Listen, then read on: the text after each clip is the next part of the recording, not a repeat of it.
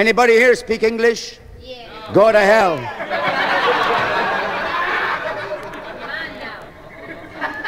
Le plombier qui s'en va chez un médecin avec sa femme, à un moment donné, il dit au docteur, tu viens pas me faire la crête, le docteur, il dit, toi, il dit, à chaque fois, il dit que tu tripotes nos femmes de même, il dit, ça te fait pas un petit quelque chose.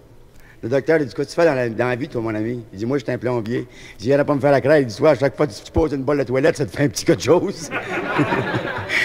Monsieur Clément, vous ne me rendriez pas service, vous pourriez pas changer de place, c'est parce que la lumière vous frappe sur le front, ça me revient dans les yeux, ça.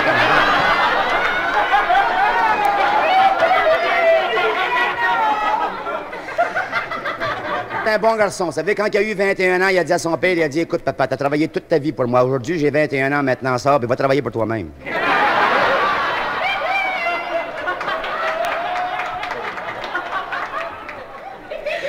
Puis regardez-les à sa grosseur, vous savez, tout petit, hein, il pèse quoi, il pèse. C'est quoi?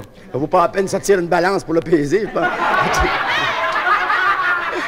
Là, l'autre jour, on m'en va dans son bureau, justement, puis j'avais des petits troubles de famille. Il dit, Mathieu, il dit, laisse-toi pas faire. Il dit, chez nous, là, il dit, c'est moi qui mène. Quand j'ai ma femme facile, c'est ça qu'elle fait. Puis quand je vais là, c'est là qu'elle va. C'est moi qui mène. Une journée, j'arrive chez eux, en effet, je trouve sa femme, à genoux, à côté du lit. Puis elle regarde en dessous du lit, puis elle dit, sors, mon branleux, je te ferai pas mal.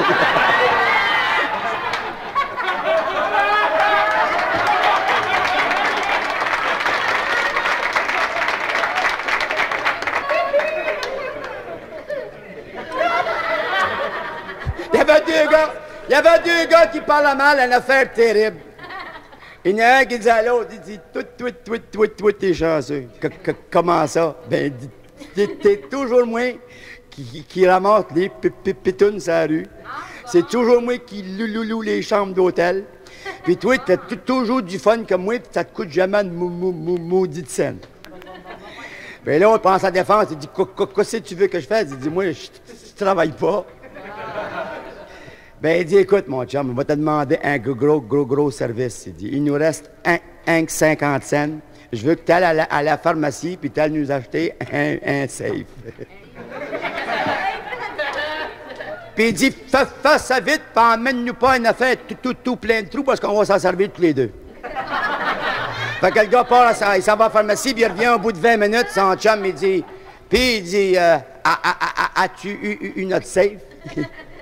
Il dit, ben non, je l'ai pas eu. Le gars à la pharmacie, il comprend rien quand je parle. Alors, il dit, maudit, t'as jamais rien fait de bête, donne-moi le 50 cents, moi d'y aller moi-même.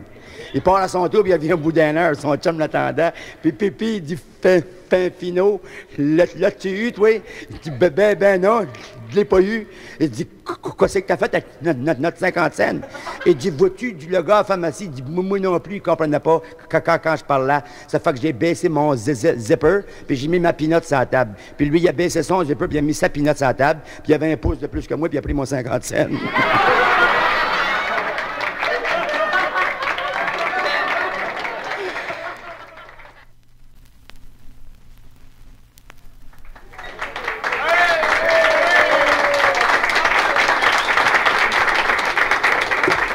Merci beaucoup. Vous êtes bien gentil. Papa, son petit bonhomme qui arrive chez eux en broyant, sa mère a dit, qu'est-ce que t'as? Il dit, tu les enfants lisent de moi à la classe. Il dit, je touche une grande gueule. Sa mère a dit, fais-en pas de cas, faut que je t'appelle, mange ta soupe. Pouvez-vous me dire, madame, la différence qu'il y a entre une soupière pleine et une femme enceinte? Le type, il a répondu qu'il avait jamais mangé une soupe pleine.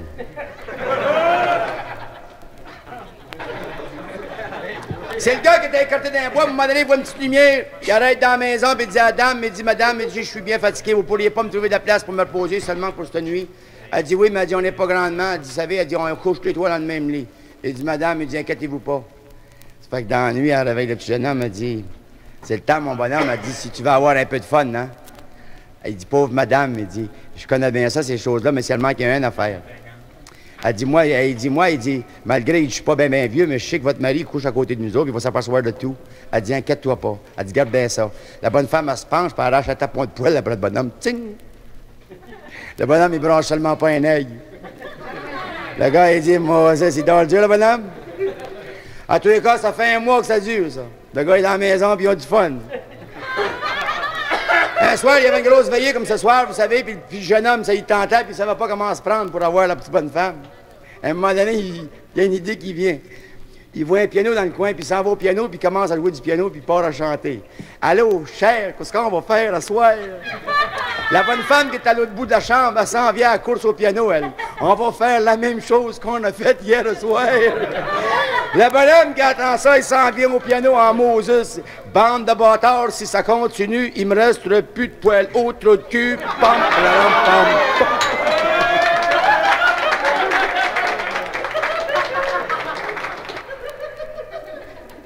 T'es mieux de checker, je pense qu'il y a des œufs en dessous de la chaise, là.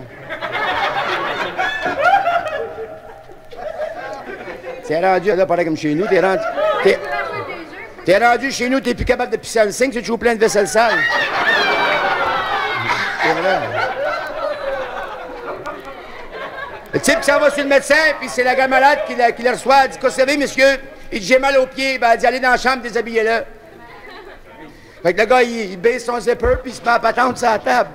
Alors, elle a dit, mon Dieu Seigneur, me semble m'avait dit, il a mal aux pieds. Il dit, écoute, la petite, où j'ai venu au monde, moi, 12 pouces, c'est un pied.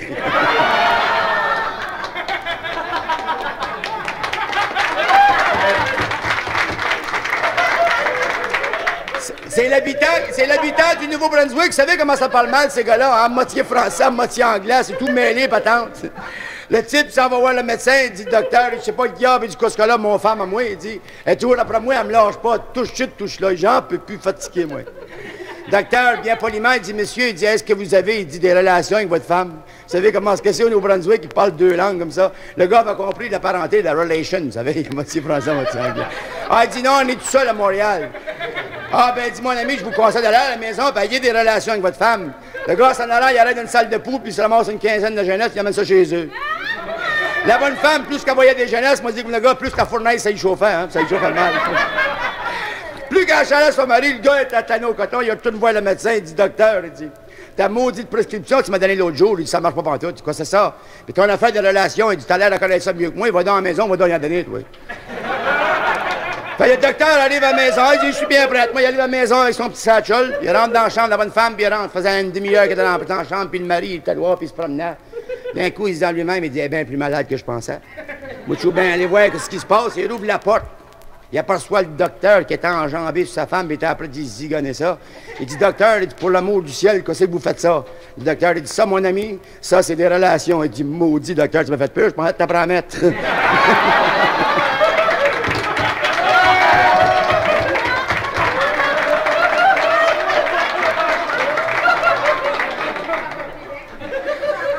Justement,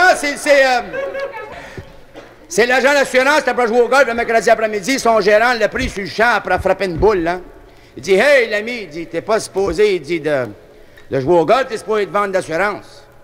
Fait que M. Gamache répond, il dit, écoute, veux-tu bien manger un char de merde, toi? Le gars, il dit, écoutez, monsieur, il dit, moi, je suis gérant de compagnie, si vous insistez à me parler de même, il dit, bon, vous rapportez au grand surintendant. Il dit, lui, il dit donc, il a qui a se déconstupé, hein?